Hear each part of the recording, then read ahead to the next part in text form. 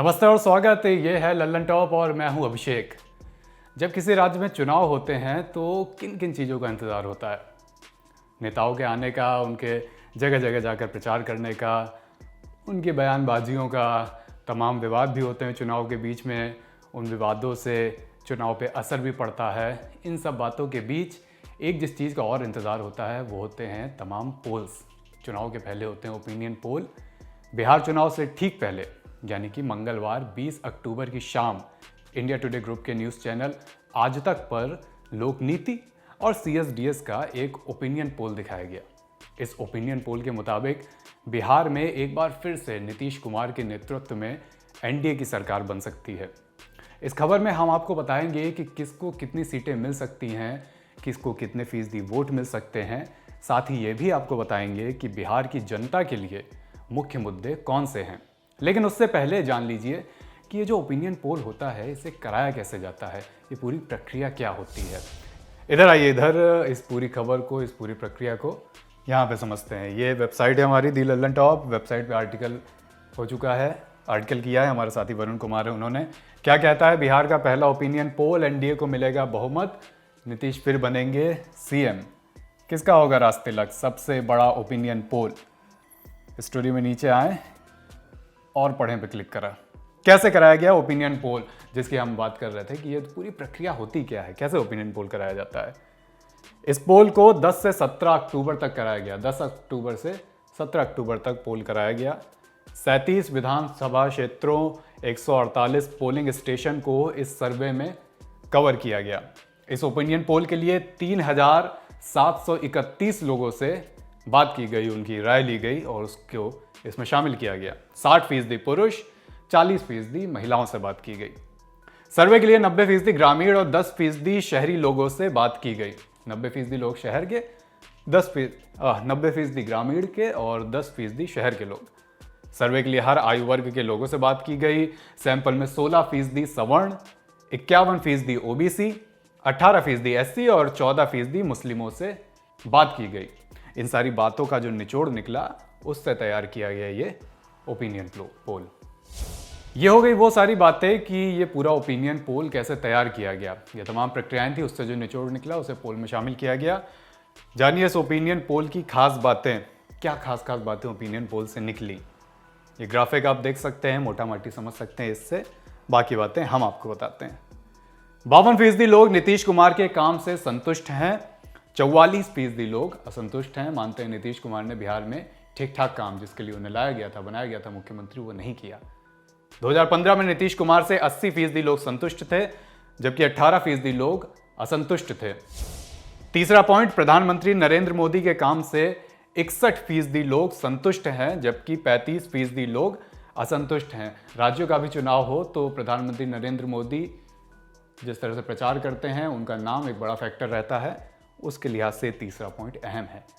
चौथा पॉइंट, 2015 में 72% लोग PM मोदी के काम से संतुष्ट थे, वहीं 23% लोग असंतुष्ट थे। पढ़ सकते हैं, आप देख सकते हैं। चौथा पॉइंट, 31% लोग नीतीश कुमार को CM के रूप में देखना चाहते हैं, 27% लोग तेजस्वी यादव, 5% लोग चिराग पासवान, 4% लोग सुशील मोदी और 3% लोग लालू यादव को CM पद पर देखना चाहते हैं। ये बड़ा अहम पॉइंट है। 31% लोग चाहते हैं नीतीश कुमार CM बने, 27% चाहते हैं तेजस्वी यादव, 5% चाहते हैं चिराग पासवान, 4% चाहते हैं सुशील मोदी, 3% लोग लालू यादव को CM के रूप में देखना चाहते हैं। ये ग्राफिक है नीतीश सरकार का कामकाज। नीतीश सरकार के कामकाज से कितने लोग संतुष्ट हैं, कितने असंतुष्ट हैं। 2020 ओपिनियन पोल, 52% लोग संतुष्ट हैं, 44% असंतुष्ट। 5 साल पीछे चलिए, 2015 में, तब 80% लोग संतुष्ट थे, 18% थे नीतीश के कामकाज से असंतुष्ट। आगे बढ़ते हैं, जानते हैं ओपिनियन पोल में और क्या क्या है। क्या नीतीश कुमार फिर से CM बनेंगे? 55% बीजेपी सपोर्टर्स चाहते हैं कि नीतीश कुमार CM बने, जबकि 2010 में 91% बीजेपी समर्थक चाहते थे कि नीतीश CM बने। यानी इन 5 साल में नीतीश को, वो लोग जो नीतीश को CM के रूप में देखना चाहते हैं, उनकी संख्या घटी है। लोगों से यहां मतलब है बीजेपी सपोर्टर्स से। अगला पॉइंट कि 93% JDU समर्थक चाहते हैं कि नीतीश CM बने। अभी हमने बात की थी बीजेपी सपोर्टर्स की, अब जेडीयू सपोर्टर 93% जेडीयू समर्थक चाहते हैं कि नीतीश सीएम बने, जबकि 2010 में ये संख्या थी 89%, यानी कि 89% जेडीयू समर्थक चाहते थे कि नीतीश सीएम बने। ये देखिए, बीजेपी समर्थक, जेडीयू समर्थक, बीजेपी समर्थक 2010 में नीतीश के पक्ष में, नीतीश को सीएम देखने वाले 91% थे, अब 55 हो गए, घट गए, गिर गए। जेडीयू समर्थक 2010 में 89%, इस बार 93% बढ़ गए। जब कोई चुनाव होता है तो उसमें तमाम मुद्दे सामने आते हैं, विकास के भी मुद्दे होते हैं, विकास से परे भी मुद्दे होते हैं। इस बिहार चुनाव में कौन कौन से मुद्दे हैं? 2020 चुनाव के मुद्दे क्या हैं? टेक्स्ट, ग्राफिक दोनों देखें, दोनों की तरह से हम समझ सकते हैं।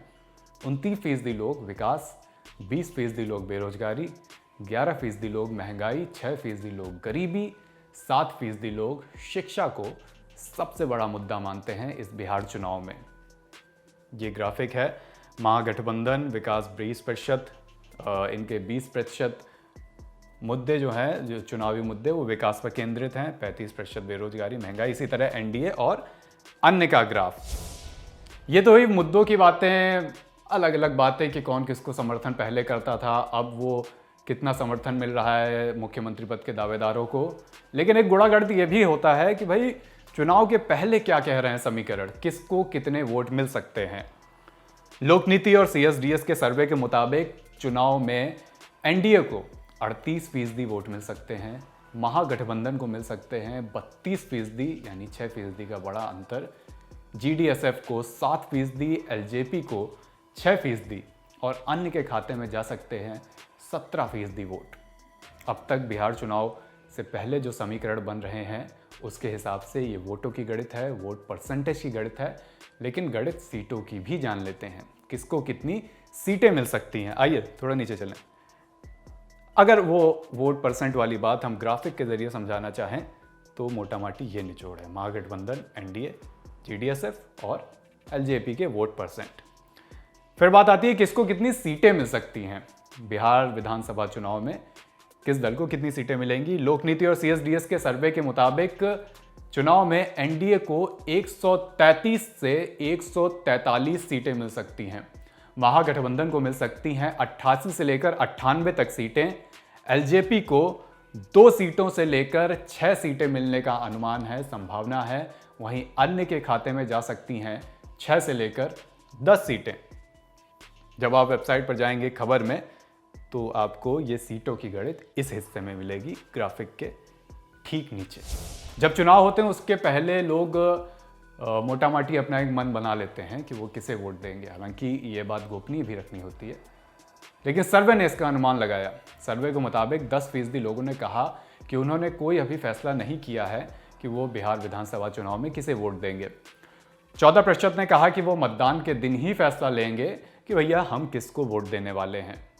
इस सर्वे के मुताबिक नीतीश कुमार एक बार फिर से बिहार के सीएम बन सकते हैं और सूबे में एनडीए की सरकार बन सकती है। हालांकि तेजस्वी यादव उनसे ज़्यादा पीछे अभी तक इस रेस में नहीं दिखाई देते। बिहार चुनाव से जुड़ी खास बातें जान लेते हैं एक झटके में। बिहार चुनाव की चर्चाएं इस वक्त अपने चरम पर हैं। राज्य में 28 अक्टूबर को होगा पहले चरण के लिए मतदान, 3 नवंबर को दूसरे चरण के लिए और 7 नवंबर को होगा तीसरे चरण के लिए मतदान। चुनाव के नतीजे आएंगे 10 तारीख को आपके हमारे सामने। बताते चलें कि बिहार में कुल 243 विधानसभा सीटें हैं जिनके लिए मतदान होना है। 10 तारीख को पता चलेगा कि बिहार में अगला सीएम कौन है, कौन सी अगली पार्टी वहाँ पर सरकार बनाएगी। तब तक हम इस तरह से आपके सामने सारी जानकारियाँ, सर्वे, उसके अलावा बाकी जानकारियाँ, हमारी एक टीम बिहार में पहुंची भी हुई है, तमाम टीमें हमारी बिहार में पहुंची हुई हैं, वहां से लगातार वो ग्राउंड रिपोर्ट फाइल कर रही हैं, चुनाव से जुड़े बाकी किस्से फाइल कर रहे हैं। हमारा मुख्यमंत्री सीरीज़ भी आपके सामने आ चुकी है, उस सीरीज़ को देखिए। लल्लन टॉप के वीडियो, ग्राउंड रिपोर्ट्स, तमाम चीज़ें आपके सामने हैं। तमाम अपडेट्स के लिए दी लल्लन टॉप के साथ जुड़े रहिए। खबर लिखी थी वरुण कुमार हमारे साथी हैं, उन्होंने। कैमरे के पीछे कमान संभाल रहे हैं मेरे साथी राशिद और मेरा नाम है अभिषेक। शुक्रिया।